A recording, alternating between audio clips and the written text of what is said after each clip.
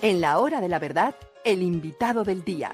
Presenta Colsubsidio, con todo lo que te mereces.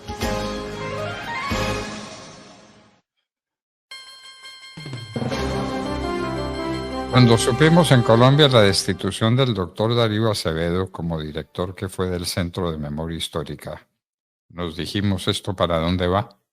La pregunta que nos hicimos. Pues nada menos que para cambiar la historia. Es lo que dice el doctor Darío Acevedo, exdirector del Centro de Memoria Histórica. Porque el M-19 no solamente significa el crimen al Palacio de Justicia, terrible, espantoso, sino otros, como el cometido contra José Raquel Mercado, del que parece que nos hubiéramos olvidado para siempre. Doctor Darío Acevedo, exdirector del Centro de Memoria Histórica, muy buenos días. Buenos días, doctor Fernando Londoño. Mucho gusto, un saludo para usted, a toda su gran audiencia y muchísimas gracias por esta intervención que me permite hacer. Gracias a usted por su intervención, gracias a usted por aceptar nuestro llamado. Doctor Acevedo, ¿qué están haciendo con la memoria histórica del país? ¿Qué están haciendo con la historia de Colombia? ¿Qué es lo que quieren cambiar? Díganos. Bueno, absolutamente todo, porque en los propósitos de los comunistas abiertos y embosados que hoy tenemos en Colombia, en el gobierno y por fuera del gobierno también, uno de los propósitos centrales de todo ese proyecto en la versión Foro de Sao Paulo es cambiar la historia de cada país, hacer una especie de resignificación, que es lo que llaman reconstrucción, al estilo de los neomodernistas o posmodernistas franceses, de todo lo que pues, ya la humanidad de alguna manera ha dejado de discutir, o sigue discutiendo, pero sin atreverse a cambiar los hechos, las circunstancias, a inventar cosas, etcétera, etcétera. Es una cuestión fundamental en ese tipo de proyectos, doctor Londoño. En Colombia, que usted sepa qué cosas están cambiando. ¿Qué le molesta a estos amigos del M-19? Que se sepa y que el país tiene como verdades inconcusas, porque pues la historia es la historia. Y la historia habla de cosas que probablemente sucedieron, pero otras que definitivamente se sucedieron y que son parte de la cultura humana, la historia. ¿Qué nos cuenta? No, son muchas cosas. Digamos, por mencionar algunas, considerar que la situación que vive hoy el país se está originada en el Bogotazo, en el famoso Bogotazo, sobre el cual también sigue existiendo un amplio debate con el manejo de muchas tesis. Recordemos que allí hubo presencia de Fidel Castro, pues cuando era muy joven universitario, que tuvo que ver en la agitación de esos desórdenes que se presentaron en Colombia. Un segundo tema muy importante para no ir muy atrás, doctor Londoño y querida audiencia, es por ejemplo el tema del origen del conflicto armado. Algunos lo remontan hasta la colonia, así ha sido el descaro. Eso es un atropello absurdo contra toda lógica. También lo han retrasado hasta la época de la independencia, pero se han cuidado mucho de no ofender una figura que es central, que es a Simón Bolívar. Pero a Bolívar lo han resignificado. Han tratado de demostrárnoslo como el hombre de la justicia social, casi como un marxista, cuando el marxismo en esa época ni siquiera había producido, digamos, documentos centrales como el manifiesto que se vino a publicar en el año 1848. Retroceden hasta esa época para decir, por ejemplo, las barbaridades que ha estado diciendo el presidente Petro, que aquí no se ha hecho nada, que llevamos 200 años perdidos, lo cual pues es un, digamos, un absurdo total que no tiene ningún tipo de demostración, pero que va quedando. La idea es que eso vaya quedando en la mente de los jóvenes. Entonces se remontan atrás, bien atrás, para evitar llegar a lo concreto. ¿Cómo empezó este conflicto que tenemos ahora, a mediados de los años 60? Ellos lo quieren presentar como producto de la estrechez de nuestra democracia, de una democracia excluyente, que era la del Frente Nacional, según ellos. Ellos desconocen que el Frente Nacional condujo el país a una paz entre los partidos liberal y conservador, y que esa paz fue efectiva y se pudo ver su consecuencia a través de los años, en la medida en que el país optó por una vía reformista para resolver los profundos problemas que vivía el país, los problemas de desarrollo, de impulso a las empresas, al empleo, a la educación, etcétera, etcétera. Entonces, quieren hacer ver el origen del conflicto bien lejos, como para que la gente no se pregunte nada y no entiendan que lo que realmente ocurrió fue que 3 proyectos revolucionarios se abrieron curso en el país. El proyecto comunista clásico, derivado de la influencia de la Unión Soviética, expresado a través del Partido Comunista Colombiano y su famosa tesis de la combinación de todas las formas de lucha, de la cual fue impulsor el señor Manuel Cepeda Vargas, uno de los grandes jefes del Partido Comunista, y las FARC, que nacieron a la luz con ese nombre, porque antes existían lo que llamaban autodefensas campesinas comunistas, nacieron con el nombre de las FARC en 1964. El ELN, con la influencia de la Revolución Cubana, que también nace unos meses después, y el EPL, de línea maoísta de la Revolución Popular, de la Revolución China, de Mao Zedong, que aplicaba la teoría de la guerra popular prolongada para instaurar el socialismo en Colombia. Entonces, ahí le menciono pues unos temas bien gruesos. El propósito claramente es borrar lo que los colombianos hemos tenido como identidad, algo que nos pone en un terreno común apreciable. Es que fijémonos, por ejemplo, en lo que fue la posesión del señor Petro el 7 de agosto del año 2022. Mandar a traer la espada de Simón Bolívar, un instrumento que es simbólico, obviamente, por algo estaba en el Museo Nacional o en el Museo de la Quinta de Bolívar, y por algo se habla mucho de las gestas del Libertador como uno de los grandes hombres de la humanidad, uno de los grandes guerreros libertarios que ha tenido la humanidad. Entonces ellos se han apoderado de esa imagen para resignificarla nuevamente como un instrumento de lucha revolucionaria. De esa manera, pues ellos nacen a la luz pública en el año 1972-73, para tratar de motivar a los jóvenes, etcétera, etcétera. Hay muchas cosas, doctor Fernando Londoño, si quiere podemos hablar más de eso. Bueno, dramático, porque entonces lo del Palacio de Justicia no existió. La toma del Palacio de Justicia, el asesinato de José Raquel Mercado, los secuestros a 2 manos que cometió el M-19 y las cárceles del pueblo inmundas que, entre otras, cuidaba Gustavo Petro, ¿eso no existió? Exactamente, pues, o existió y lo quieren hacer ver de otra manera.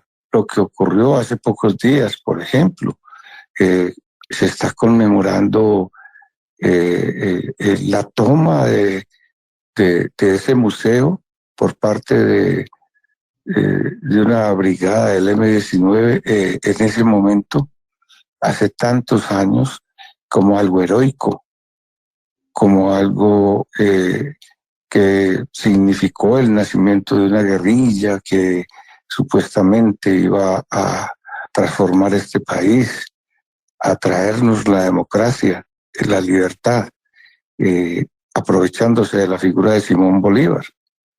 Entonces, ahí están tratando de revivir nostálgicamente el M-19, que no lo quieren dejar en el pasado como una guerrilla que hizo daño, como usted bien dice.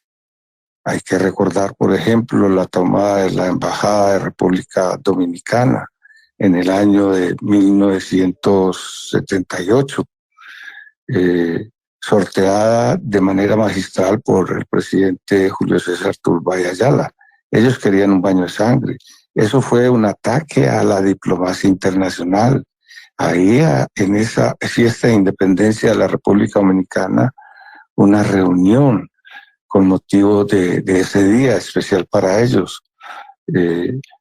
Entonces, el M-19 entra con las armas en la mano a ese asalto. Son decenas de diplomáticos, de embajadores de distintos países que había en esa reunión, empezando pues por el embajador americano, el nuncio papal, embajadores latinoamericanos. Un hecho que tomó más casi 6 meses de negociaciones. Entonces, eso lo tratan de borrar. Tratan de borrar, por ejemplo, que después de ese acontecimiento que nos avergonzó ante el mundo, la invasión que hicieron a través del departamento del Chocó, en aquellos años, comandados por una jovencita y unas personas que el Carina, entraron por el Chocó, fueron a una población que en aquella época, yo digo que todavía pues el Chocó está habitado por la mayoría de la gente pacífica. Nuestra población afroamericana siempre ha sido muy pacífica, siempre. Y solamente a partir de esa época empezaron a torcer el espíritu de convivencia de esas comunidades raizales para involucrarlas en la lucha de clases, en la lucha revolucionaria, etc. Esa invasión fue terrible, pues afortunadamente nuestra Armada reaccionó e hizo fracasar ese operativo.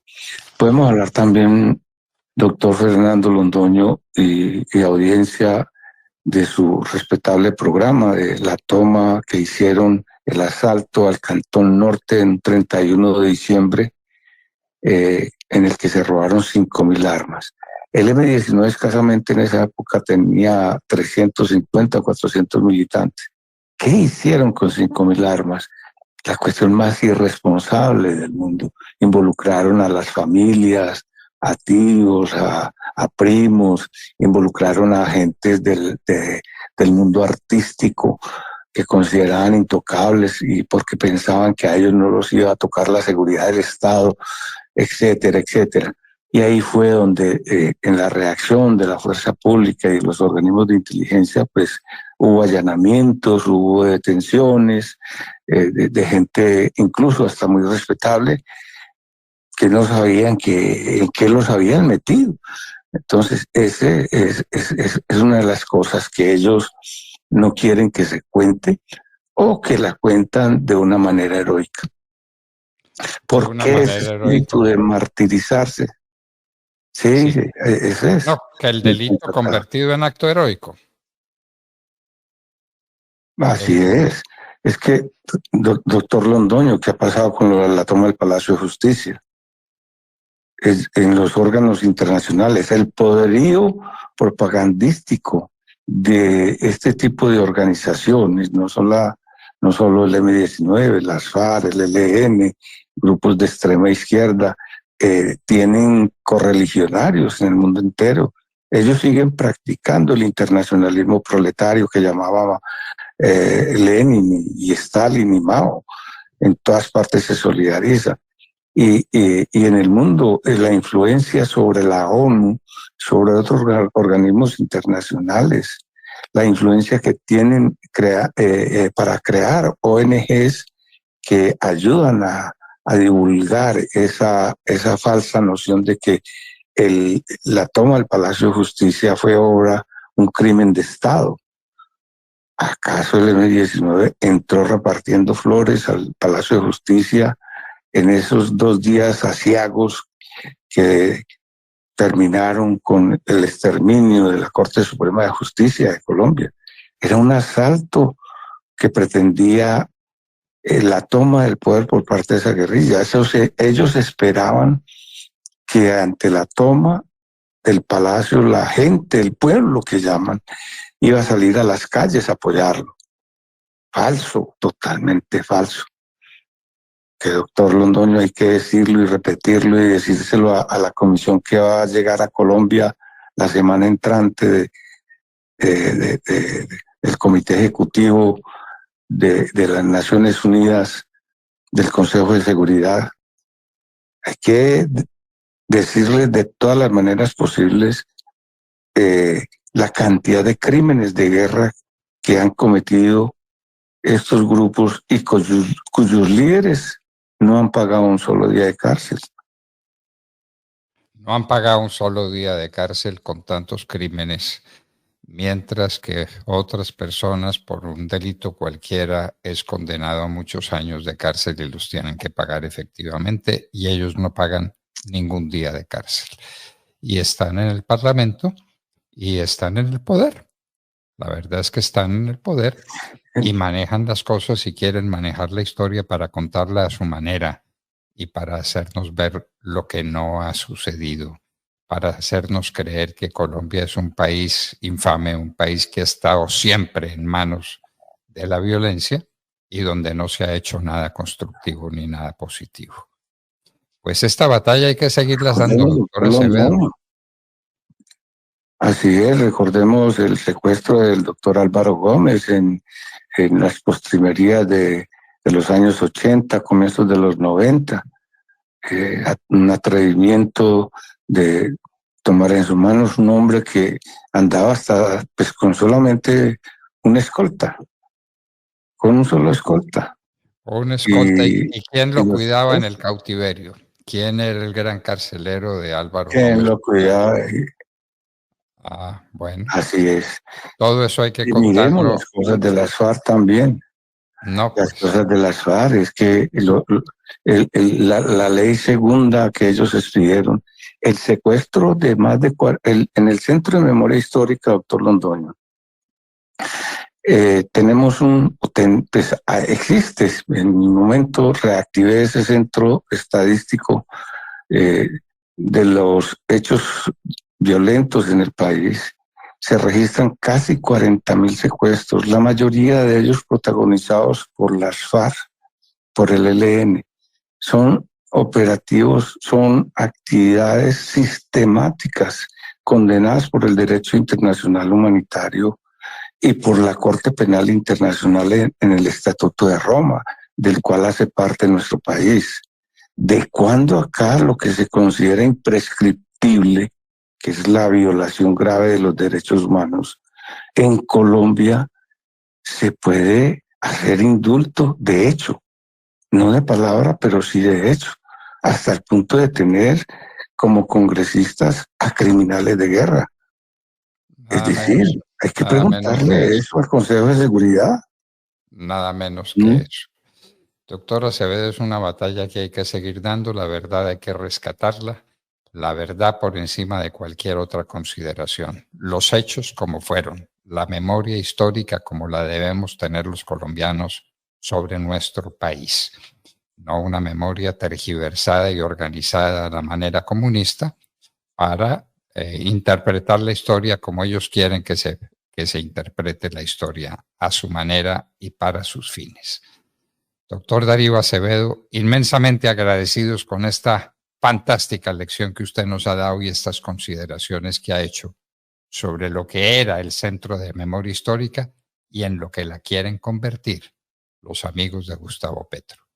Doctor Darío Acevedo, muchas gracias por estar con nosotros en la hora de la verdad.